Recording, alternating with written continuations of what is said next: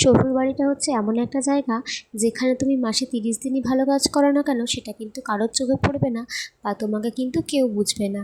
তবে যদি তুমি কোনোদিনও একটু ভুল করে ফেলো, ব্যাস, তোমার থেকে খারাপ মানুষ কিন্তু পৃথিবীতে আর কেউ হবে না। সো হ্যালো এভরিওয়ান, কেমন আছো তোমরা সকলে? আশা করছি সকলেই ভীষণ ভালো আছো, সুস্থ আছো। আর আমরাও কিন্তু বেশ ভালো আছি। আর আমার নতুন আরও একটা ব্লগে তোমাদের অনেক অনেক ওয়েলকাম। আজকের ব্লগটা কিন্তু আমার রুম থেকে শুরু করলাম। সকালে ঘুম থেকে ওঠার পরে উঠোন ঝাড় দিলাম, আর বাইরে অনেকগুলো বাসনও ছিল, সেগুলোকে ধুয়ে দিলাম।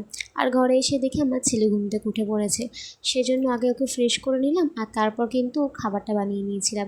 ওকে খাইয়ে দিলাম। এখন ওর পাপা ওকে নিয়ে একটু ঘুরতে বেরিয়েছে, তাই ভাবলাম এই সুযোগে ঘরটাকে এবার পরিষ্কার করে নিই। আগে বিছানাটা ক্লিন করে নিলাম। বিছানাটা যদি পরিষ্কার না থাকে না, রুমটা ভীষণ হেসি লাগে। সেই জন্য বিছানাটা পরিষ্কার করার পর এদিকে আমি ঘর ঝাড় দিয়ে দিচ্ছিলাম। এরপর ঘরটা একেবারে মুছেও নেব, কারণ আমার সকালবেলা এই কাজগুলো না করলে না অনেক বেলা করে করতে অনেক প্রবলেম হয়। ছেলে থাকতে চায় না কারোর কাছে, আমার কাছে বেশি টাইমটা থাকে। সেই জন্য এখন যখন ওর পাপা ওকে একটু নিয়েছে, তো এই সুযোগে কিন্তু আমি সব কাজগুলো এখন করে নিচ্ছি। এরপর দেখো ও ঘরে চলে এসেছে, এসে দিয়ে বিস্কিট চাইছে, সেই জন্য একটা বিস্কিট দিলাম। বিস্কিটটা একটুও খাবে না, পুরোটা নষ্ট করবে, কারণ একটু আগেই ও কিন্তু খাবার খেয়েছে।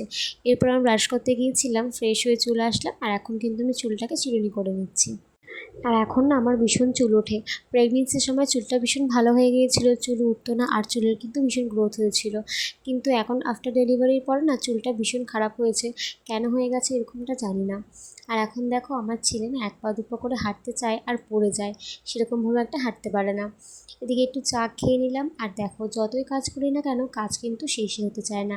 ওই ঘরটাকে ক্লিন করলাম, আর তারপর এই ঘরটাও নোংরা হয়েছিল, সেটাকে পরিষ্কার করে দিলাম। আর এরপর ওর বাবাকে একটুখানি চা দিয়ে দিলাম, কারণ আমরা আগে চা খেয়ে নিয়েছিলাম। এরপর আমি ড্রেসিং টেবিলটা পরিষ্কার করে নিচ্ছি।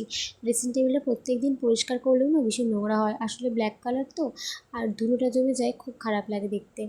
সেজন্য ওটাকে পরিষ্কার করে নিলাম। আর এখন দেখো ছেলে ঘুমিয়ে পড়েছে, ওকে ঘুম পাড়িয়ে দিয়ে চলে আসলাম এক গাদা জামা কাপড় ভিজিয়ে দিতে, একটু পরে ধুয়ে দেবো। আর তারপর কিছু বাসন ছিল, চা খেয়েছিলাম, আমরা চা খেয়েছিলাম, আর সোনাকেও খাইয়েছিলাম, খাবার বানিয়েছিলাম কটা, সেগুলোকে একটু ধুয়ে নিচ্ছি। আর এখানে না আমাদের এখানে টাইম কলে অনেক দিন ধরে একটুও জল দেয় না, কাজ করতে ভীষণ অসুবিধা হয়। এখন বাসনগুলোকে এখানে জল ঝরাতে রেখে দিচ্ছি, জল ঝরে গেলে পরে ঝুড়ির মধ্যে রেখে দেবো। এদিকে ছেলের জন্য খাবারটাও বানিয়ে রাখছি, কারণ ও ঘুম থেকে উঠলে পরে খিদে পেয়ে যাবে।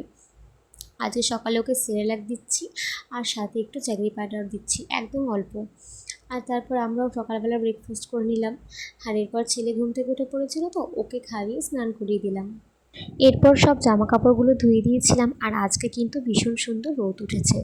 এরপর দেখো তোমাদেরকে দেখাচ্ছিলাম যে আমার একটা গোলাপ গাছ আছে, গোলাপ গাছটা কত বড় হয়েছে। আর তারপর দেখো এখানে দেখাচ্ছিলাম আমাদের বাড়িতে একটা লঙ্কা হয়েছে। তোমরা এটাকে কী লঙ্কা বলো সেটা জানি না, আমাদের এখানে কিন্তু আমরা বলি ধানি লঙ্কা। অনেক লঙ্কা হয়েছে, তো দেখতে কিন্তু ভীষণ ভালো লাগছিলো, আমার তো খুব ভালো লাগছিলো, সেজন্য তোমাদের সাথেও একটু শেয়ার করলাম। আর তারপর চলে এলাম এখানে ছেলের জন্য খাবার বানাতে।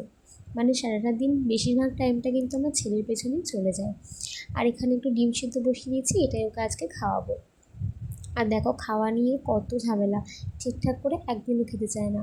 আমি স্নান করেছি, স্নান করে আগে ওকে খাইয়ে দিলাম, আর তারপর কিন্তু এখানে দেখো আমি চিরুনি করে নিচ্ছিলাম।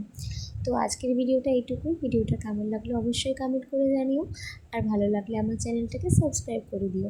দেখা হবে নতুন একটা ভিডিওতে। ভালো থেকো সবাই, টাটা।